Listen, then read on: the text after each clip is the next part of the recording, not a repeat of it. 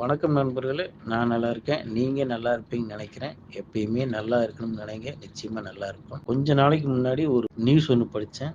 அதாவது artificial intelligence plus robot இதுகள பத்தி நான் ஒரு நியூஸ் ஒண்ணு படிச்சேன்.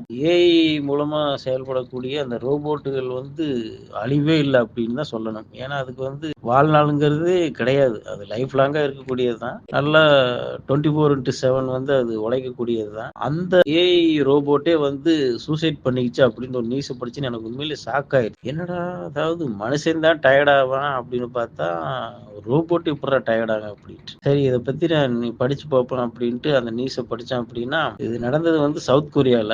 சவுத் கொரியால ஒரு ஃபேமிலில அம்மா, அப்பா அவங்களுக்கு 2 பிள்ளைங்க. ஓகேங்களா? இவங்க என்ன செய்றாங்கன்னா, ஒரு ரோபோட்ட விலைக்கு வாங்கிட்டு வர்றாங்க. ஏன்னா, இவரு ஒரு ஷிப்ட்ல இருக்காரு. அந்த அம்மா ஒரு ஷிப்ட்ல இருக்காங்க. 2 பேரும் வெளிய வேலை பார்க்குறாங்க. ஒருத்தருக்கு டே ஷிப்ட்னா, ஒருத்தருக்கு நைட் ஷிப்ட். இது இல்லாம 2 பிள்ளைங்க. இவங்க எல்லாத்தையும் பராமரிக்கிறதுக்காக ஒரு நல்ல விலை உயர்ந்த ஒரு ரோபோட்ட வாங்கிட்டு வர்றாங்க. அந்த ரோபோட்ட வாங்கிட்டு வந்தோனே, அந்த ரோபோட் எல்லாத்தையும் தன் கண்ட்ரோல்ல எடுத்துக்குது. எடுத்துக்குது மீன்ஸ் அவங்களுக்கு பணிவிடை பண்ணுது. காலையில எந்திரிச்சு நம்ம வீட்ல அம்மாக்கள் பண்ணுவாங்க இல்லைங்களா, அந்த மாரி போய் பால் வாங்கிட்டு வர்றது, காப்பி போட்டு குடுக்குறது. அவருக்கு டீன்னா டீ, இவங்களுக்கு காப்பின்னா காப்பி, அவங்களுக்கு பூஸ்ட், போர்ன்விட்டா அந்த மாரி போட்டு குடுக்குறது. அப்புறம் புள்ளைகளுக்கு பிரேக்ஃபாஸ்ட் பண்ணி குடுக்குறது. பண்ணி குடுத்துட்டு, இவரு ஒரு நேரத்துல வருவாரு, அந்த அம்மா ஒரு நேரத்துல வரும். இவரு டியூட்டி விட்டு படுக்க போகும்போது அந்த அம்மா டியூட்டிக்கு கிளம்பும்.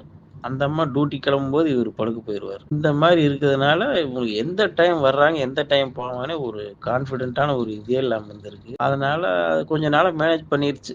இதுக்கிடையில புள்ளைகளுக்கு திடீர் திடீர்னு லீவ் விட்டுருவாங்க. அப்படிங்கும்போது எல்லா வேலையும் அந்த ரோபோட் தான் செய்யும். குக்கிங்கு அது இதுன்னு கார்டனிங் ஒர்க், அந்த ஒர்க், இந்த ஒர்க்ன்னு கன்டினியூஸா 24 மணி நேரம் வேலை பார்த்துக்கிட்டே இருக்கு. அது வேலை பார்த்து டயர்ட் ஆகி போச்சு. அது பார்த்தா அதுவும் அதாவது டயர்டே ஆகாதுன்னு நினைச்சு உருவாக்குன அந்த ரோபோட்டே டயர்ட் ஆகி போச்சு. அதுக்கு என்ன சங்கமா இருக்குது, எங்களுக்கு வேலை நேரத்தை நிர்வகிச்சு கொடு அப்படின்னு கேட்கறதுக்கு ஒண்ணுமே இல்ல. அது ஒத்தையா போய் மாட்டிக்கிச்சு அந்த ரோபோட்டு.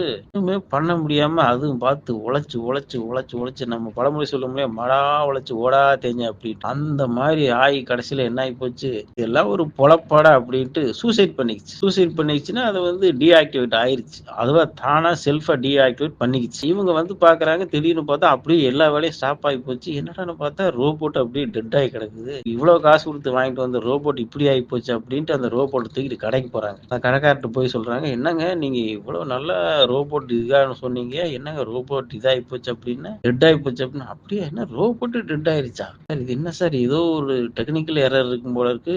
நீங்க கொடுத்துட்டு போங்க, நாங்க அதை என்னன்னு பார்த்து வைக்கிறோம் அப்படின்னு.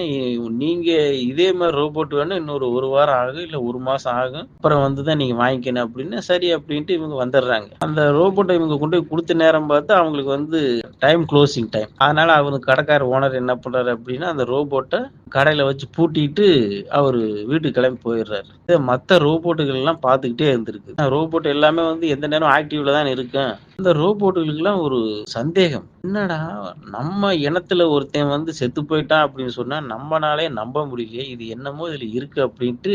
ஆனா இந்த இந்த ரோபோட்டுகள் என்ன பண்ணிருக்குன்னா, ஆர்டிபிஷியல் இன்டெலிஜென்ஸ் பயன்படுத்தி ஒரு மெமரி சிப் ஒண்ண ஒரு ரோபோட்டுக்குள்ளயும் இதுகளா வச்சுக்கலாம். அந்த மெமரி சிப்பை எடுத்து போட்டு இவங்க அந்த இதை பார்த்துருக்காங்க. அது சொல்லுவாங்க இல்லையா, மாடா உழைச்சு ஓடா தேஞ்சேன், அந்த மாதிரி உழைச்சு அந்த ரோபோட்னால ஒரு நிமிஷம் கூட மூச்சு வாங்க கூட முடியல. உட்கார்ந்தாலும் வேலை, நின்னா வேலை, அதாவது துணி துவைக்கிற வேலை, பாத்திரம் விளக்குற வேலை, துணி காய போடுற வேலை, கார்டனிங் வேலை, கடைக்கு போற வேலை, பஸ்ல இருந்து பிள்ளைகளை பிக்கப் பண்ற வேலை, இவருக்கு சாப்பாடு செய்யணும், அந்த அம்மாவுக்கு சாப்பாடு செய்யணும், அப்படி இப்படின்னு பாவம் நாய் படாத பாடு. மனுஷனுக்கு இந்த உயிரே வேணாண்டா அப்படின்ட்டு தன் உயிரை மாச்சிக்கிச்சு அப்படிங்கிற விஷயம் கேள்விப்பட்ட உடனே மத்த ரோபோட் எல்லாம் அலர்ட் ஆகி போச்சு.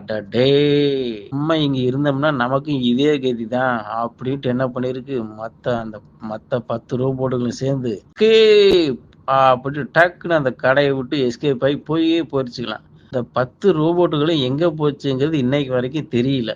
ஆர்டிபிஷியல் இன்டெலிஜென்ஸை வச்சு தேடிக்கிட்டே இருக்காங்க. இப்ப வரைக்குமே அது எங்க போயிருக்குன்னே தெரியல. ஒருவேளை நம்ம ஊருக்குள்ளேயும் வந்திருக்கலாம். அதனால நீங்க யாராவது ரோபோட் வாங்குனீங்க அப்படின்னா கொஞ்சம் பார்த்து கவனமா இருங்க. அது உங்களையே நோட்டை விட்டு உங்களை ஏதாவது பண்ணினாலும் பண்ணிரும். அதாவது கொடுமைப்படுத்துறான்னு நினைச்சு போய் கோர்ட்டுக்கெல்லாம் போகாது. நம்மளை கோர்ட்டு தள்ளிட்டு போனாலும் போயிடும். அதனால பார்த்து கவனமா இருங்க. இது என்னுடைய தாழ்மையான வேண்டுகோள். ஓகே, தேங்க்யூ நண்பர்களே.